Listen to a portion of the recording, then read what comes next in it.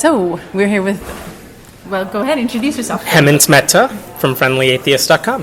Friendly Atheist Podcast. We're Everybody happy to should have follow. you. Thank you. Thank you for coming. Welcome to Canada. Absolutely. So you said you were raised in Illinois? Yeah. And you said you didn't go to church as a child? No, so I was raised in a religion called Jainism, so Jain. It's a very nonviolent religion, which is great. Like, by definition, it's nonviolent. But they believe in heaven and hell and karma and the afterlife. And when I finally started asking myself about those things, I was like, this doesn't make any sense. So that's the reason I left. Like, I'm still vegetarian. My parents are still very devout. But that's why I stopped. But yeah, I never went to church growing up because I went to the temple a few times, but never any of the churches my friends went to. Oh, so were you an anomaly then? Pretty much, yeah. But again, I think they were just like, oh, he's one of those Indian religions. I see. So whatever, we don't know anything about it, but we weren't expected to, so I don't think anyone cared. I never felt like anyone was like looking at me weirdly because of it. So it was all right. And do you think if you'd said, I'm an atheist, they would have looked at you Yeah, strangely? I think I lived in Tennessee for a couple of years, and I think there for sure, but I wasn't an atheist at the time. Yeah.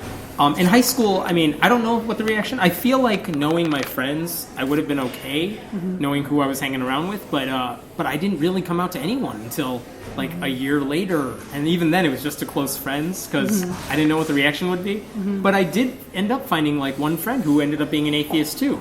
I'm like, I didn't know that about her. That's awesome. So I've heard that a lot too. People who say they finally come out as atheists, you end up like telling someone and you find out, oh, they were atheists too this whole time. Like, I shouldn't have been worried.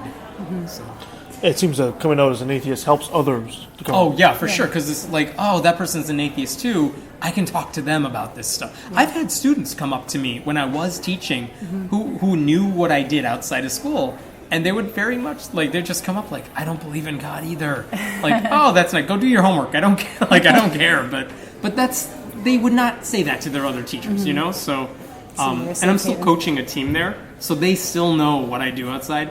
I've had kids who are super religious, but I think they know I'm not there to judge them. I'm not there to debate them. And I have kids who are atheists too, who feel very comfortable telling me everything they want to tell me about religion, which is not my place, and that's not where I want to debate it. But it's because they know I'm open about it. So it changes the dynamic a little bit. Well, that's kind of leads me to my next question. We interviewed Christopher DiCarlo last week, and he is based in Toronto, and he started a critical thinking program for students in high schools. That's awesome. How do you feel that would tie into atheism? You think that would kind of encourage students to be more open about it, or at least get a dialogue going? Yeah, I think you would get the dialogue going for sure. I'm trying to think of what that would look like. But again, hopefully any critical thinking class is teaching kids how to ask questions, how to not assume that everything they think is true is true. Like, they're taught, like, oh, even if you're an atheist, by the way, we can poke some holes in your logic too. I hope people do that. I think a lot of atheists are just thinking, well, I solved the religion thing, so I must be right about everything. And then they stop asking questions, because we all know atheists were dumb, who believe silly things. Yes. And you realize, like, they're not applying the same stuff they did when they were religious. All those questions they asked, all the bubbles they were willing to pop kind of in their heads, they're not doing that anymore. So, I mean, it's going to be good for everybody. Even if they stay religious, I don't care. Actually, we had something very similar with Peter Boghossian as well. Yeah. When we were interviewing.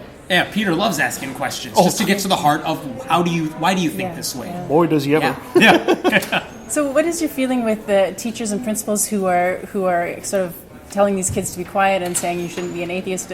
Do you think they are doing that a lot out of fear for their own religion, or just out of ignorance about how alienating it is for students? Almost always ignorance. I mean, it's very hard to meet a principal or a teacher who doesn't have the best interest of the kids at heart. I will give them that. But if they hear, they either think this kid's headed down the wrong path and they want to stop it because they don't know any better, because they were raised in the same bubble too, or they are just fully ignorant of the law. And they, like, if a kid wants to start an atheist club, they'll just like, oh, you should come. If you can't find a faculty sponsor, you can't have it. And it's hard to find a faculty sponsor because who are you going to ask? But that's illegal. Like, they can't do that. But they've never experienced this before. This is not something they're taught as they're going through their schooling and stuff. So a lot of times it's ignorance, but you would hope that when someone sends them a letter and says, hey, you stop this kid from doing it, it's wrong, allow it to happen, you would hope they stop with the resistance. And what we find is a lot of times they just keep up the resistance because they think, who are these people that tell me I'm wrong? And, and there are Christian legal groups that are like, yes, you're totally right. It's like, no, you're wrong about the law. You'll lose all of these cases when you keep saying this. So, I mean, it's crazy. I think most principals, teachers are on the right track. Most of them are going to do the right thing. Some of them are ignorant, but if they learn the issue. But you know what? The more we see these things coming up, the more we see these students trying to form groups and getting shut down, it becomes a media story. And hopefully they'll see it and be like, oh, well, now I know how to handle it at my school. Oh, it almost feels to me like it's especially an American thing. Because if there's something we can say about our neighbors to the south is, don't tell me what to do. Yeah. It's a big thing. Yeah. Canadians will say, oh, okay, it's the law, fine, we'll just do it. No, it's a very stubborn, how dare you tell me my religious practice is You're wrong. going to tell me what to do? I don't think so. It's my religious freedom to ban atheists from doing this. Right. Yeah. So you spoke about the online atheist community and how great that is for students, especially people who are coming out, and it's often, not always, but really, often. Well, yeah, that's kind of what I was going to ask, because Yeah. there's a really great support network, but there's also sometimes a dark side. Yeah, no, absolutely. Look, first of all, the anonymity, it's hard in a lot of places. If you're a woman, oh my God, it's really hard. So there's a good and bad side of this. The good side is if you just want to share your thoughts, I don't think I believe in God anymore. I've been thinking this about the Bible passage, and it doesn't sound right. You will get that support and discussion and confirmation like you couldn't before. There are jerks online. There are people who are just like, look at how stupid religion is, and that means I'm great and smart. It's like, dude, you're an idiot, and you're disrespectful of other people, and you're a jerk. And yes, you see a lot of that online too. And you're going to see that anywhere there's an insular community of any one topic. There are going to be people that you're just like, I don't want anything to do with them. So yes, there is that downside to it. If you're asking, I'd much rather have this happen though, where it's there is the safe spots if you know where to find them. And for the most part, if you're honest and sincere and not looking to pick a fight all the time and not just looking to put yourself above everyone, you're going to be okay. You're not going to get the sort of backlash as people who are stubbornly, whatever. They want to pick a fight. You see that all the time. Oh, sure. It happens on Reddit, by the way, which I mentioned earlier. Because Reddit's notorious for being an amazing place to have discussions about certain things and being a home for you if you're not religious. But the second you are an atheist, man, it's a huge circle jerk. It's all over that site. Yeah. Almost as bad as YouTube comments, is what you say? Yeah, no, it's exactly that thing where it's you know what? I'll say this, for the YouTube videos I've posted, there are some awesome discussions happening on those threads, but they're mixed in with idiots. Okay. And it I was happens. about to say, that's an anomaly there. It happens on my own website too, where it's there are some threads that I enjoy reading because I learn stuff, and then you have idiots who chime in, atheist idiots trolls. too.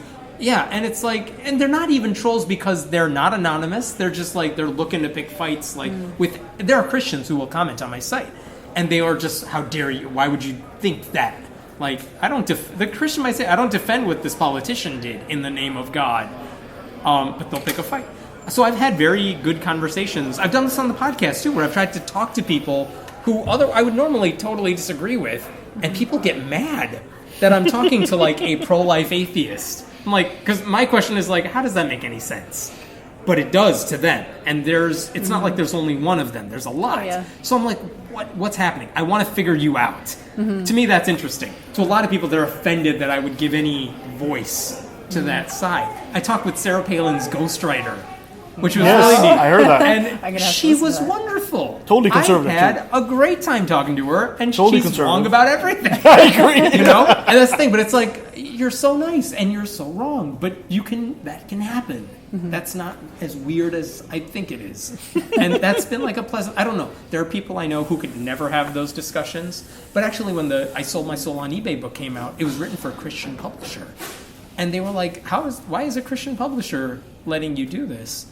Why are you speaking at some of these? I spoke at some churches. They're why did they let you speak? I would love to speak at these churches because I would let them have it. And I'm that's why you're not invited. Because Like, you're not giving them, like, you're not meeting them anywhere. Right. And you're not going to convince them you're right if you're just acting like that. It almost feels like a symptom of what is happening in politics in the U.S. as well. So polarized either way. Yes. There's no middle ground for people to meet. And the second there is a middle ground, like, you want to claim them for yourself, the person, or they're gonna move one way or the other. Like, it's hard to find a good moderate. And believe me, I don't think I am moderate. I think I am very much on the edge of the spectrum. But you know David Silverman. Not David Silverman. Yeah. Well, actually, I'll give Dave Silverman credit, though. He will go to the other end of the spectrum and talk to conservative Republicans who he disagrees with on so many issues. But he says, based on what I know about conservatism and your principles of a small government, that should not have anything to do with religion. And on that point, he finds a lot of common ground with people who you're like, these people are crazy.